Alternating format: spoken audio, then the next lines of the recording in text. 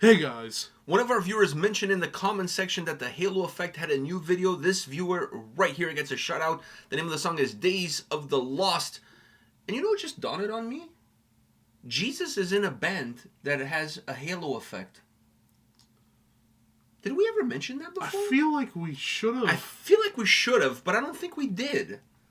And I don't think the two are completely, devoid of one another. I think he's just trying to give us like little hints here. Like he's actually Jesus brought back, but he's like, he doesn't want to fully give himself away.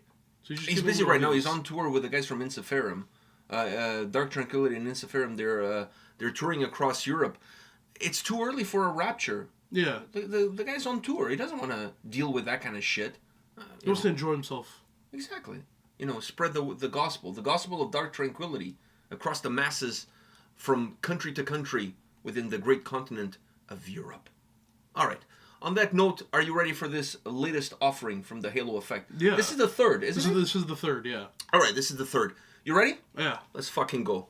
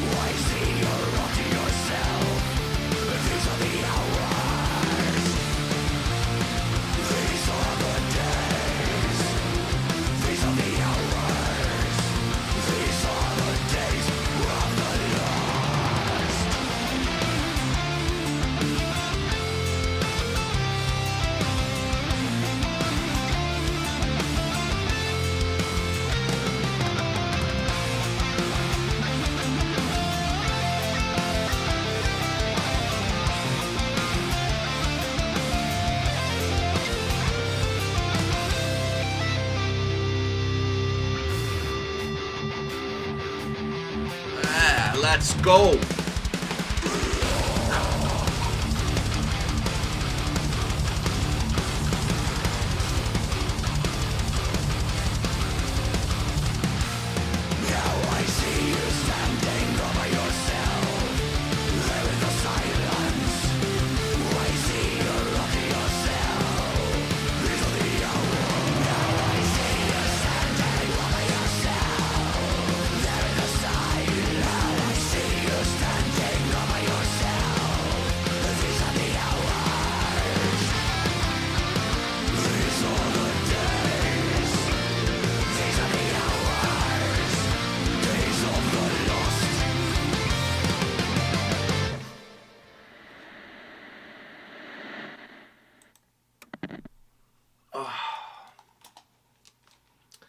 I want to get your opinion on this, but let me just say one quick thing. Okay.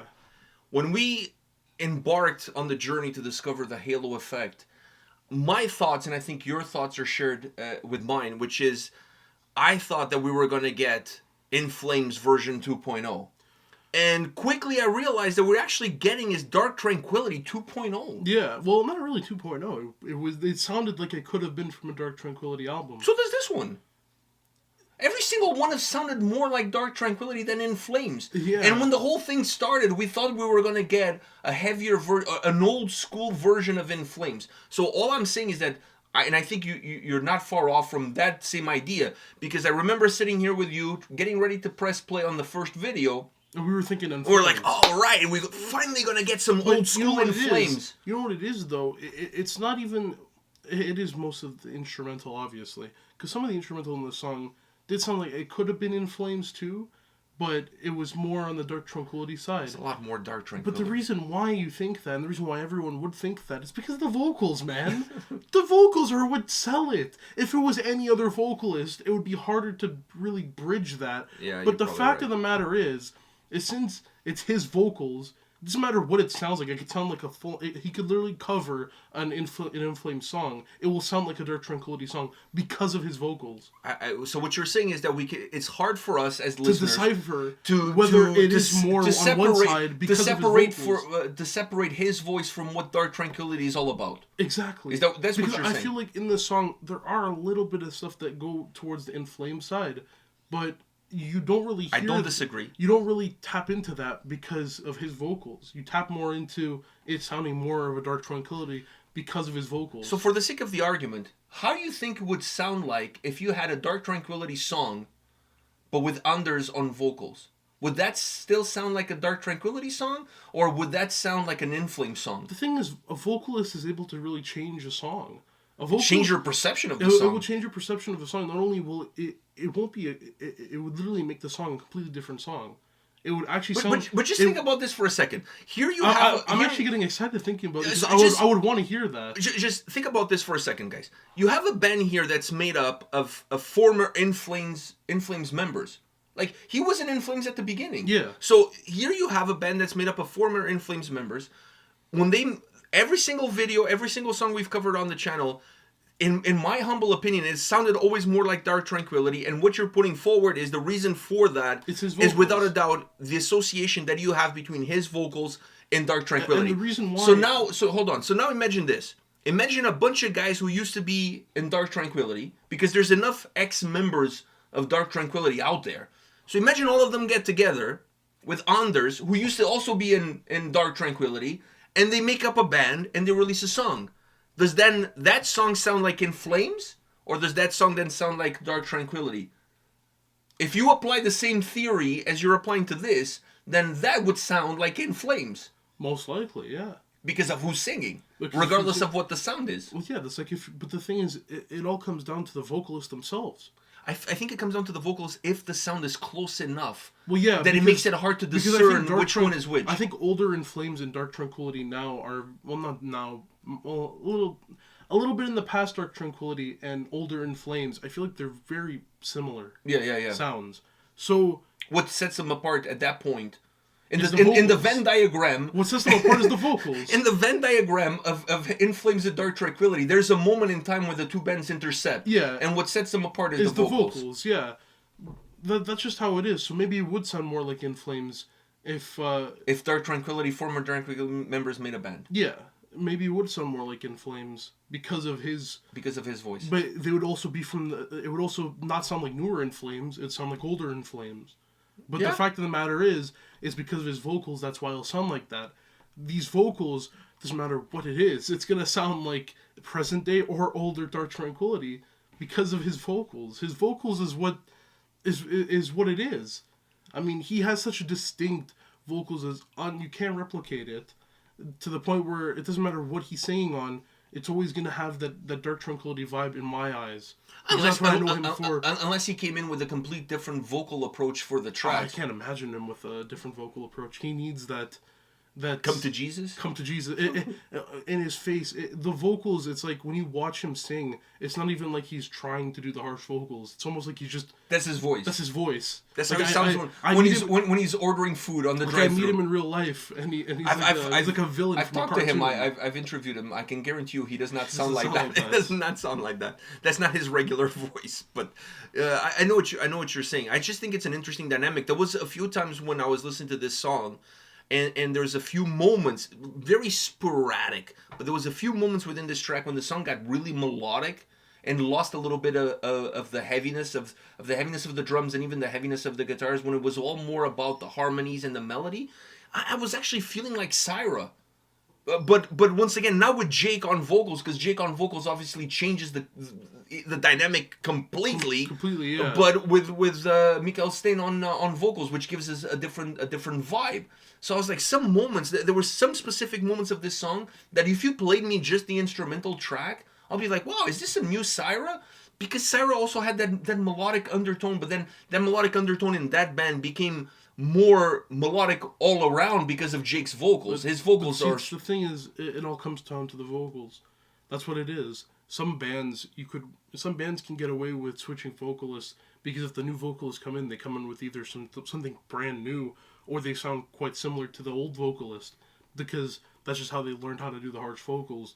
But some of them... And some bands are looking for a vocalist. If they're changing vocalists, they're looking for a vocalist who can do the old material as well as the new material. They want someone very similar. Yeah. But then there's certain vocalists where they will never be similar to someone else because they're them and they're very, very unique. And that's what he is. He is a very unique vocalist, which I can't see any other band or any other vocalist coming close to what he does. So if he, leaves Dark Tranquillity, there's no Dark Tranquillity without him. Exactly. So then it's just Tranquillity. It's just Tranquillity. At that point, it's just Tranquillity, and it's not dark at all. So whenever I hear him sing, I always think of Dark Tranquillity because... No, but I just think that the conversation is funny because everybody, not just us, everybody, when they announce the band, and you look at who's in this band... But then you hear Shadow Minds.